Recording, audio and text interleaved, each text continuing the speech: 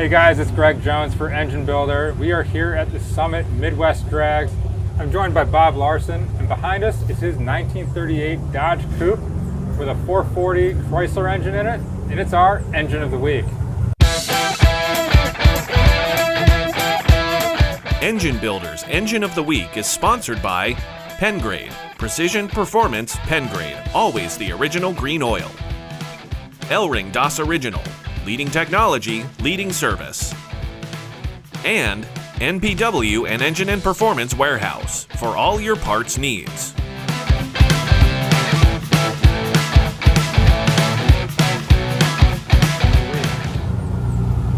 Bob, thanks so much for giving us a little bit of time today and talking us through your Dodge Coupe here with the 440 Chrysler. We'd love to know more about the car, so if you could, maybe start with what's most striking on the outside, the paint job and the name, the Prospector. You know, how'd that all come about? I didn't want a red car, I didn't want a blue car, so the root beer brown metal flake I liked, and was trying to come up with a name that I hadn't heard before.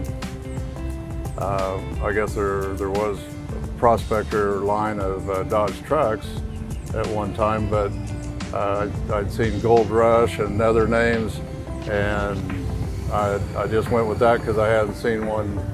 I hadn't seen another 38 Dodge Gasser, or ever heard of one either. So I went with that and wanted to try to get something that I could race at the drag and drive events.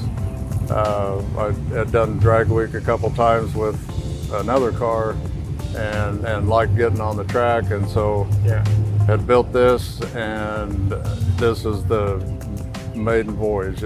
I don't really have much, don't have it dialed in, don't have a lot of track time, but we're giving it a shot. Yeah, you're out here, and that's awesome. And when did you pick up this Dodge? Parts of it, I bought a part of an old body like 30 years ago, and always wanted to try to build it into some kind of race car. Pro Street style was kind of in when I had first bought it. Had thought about that, but never was able to get it worked on or do it. So I just collected parts and pieces over the years, and then after doing the Drag Week thing, then started on it, and it's been about 6-7 years of working on it on the weekends, because my shop works on other people's stuff during the week. And what do you do at your shop? Do old guy hot rods is my shop, and mostly like 1960 and older hot rods, just not restorations, but make it your own, hot rod. Very cool. And is it mostly cars, or do you also do engine work too? I don't do any engine work. I could do, set up a chassis, or if somebody just had an old pickup cab and then they think it'd be cool, but they don't know where to start, I'm okay with, building it, whatever. But as far as engine work, I don't. I had Clegg engines in Utah advise me and talk about this 440, and to get it, of course you want the most horsepower you can get, but then you got to drive it on the street. I didn't want a lot of modern things about it. 2 carburetors on a tunnel ram. It does have a 270 trick flow aluminum heads with the max wedge size ports, and just try to keep it kind of simple, but they did a really good job on telling me the options and advising what would probably be the best suited for what we wanted to do, for pump gas engine. And Tyson is kind of the main guy that answers the phone, and then Kevin. Either one of them, they're awesome. I'd recommend them. Yeah, well, that's great. They helped you out in the build. 440 cubes, dual carbs. With the stroker kit, and although it came up to 541 cubic inches now. That's quite a bit of difference. And it dynoed at 740 horsepower and 730 pounds of torque Okay. at under 6,000 RPM. Very nice. But the proof on the track, it's not the fault of the engine. It's trying to get everything else figured out. Yeah, you're still dialing it in, Yeah. getting used to. I don't really new have. to I really don't have a run that I would say was a good full run yet. Yeah. But we made our 2 passes. Gonna hit the street. Yep. You know. Yep. Gonna keep going. Very good. Now you mentioned the stroker. It's a scat. Yep. Stroker kit. Stroker kit. And they had a custom Howard's cam made. Anything else in the aluminum heads in terms of the valve train? Oh, they had Howard Sharp rockers. Okay. I made the fender well headers. I made the valley pan.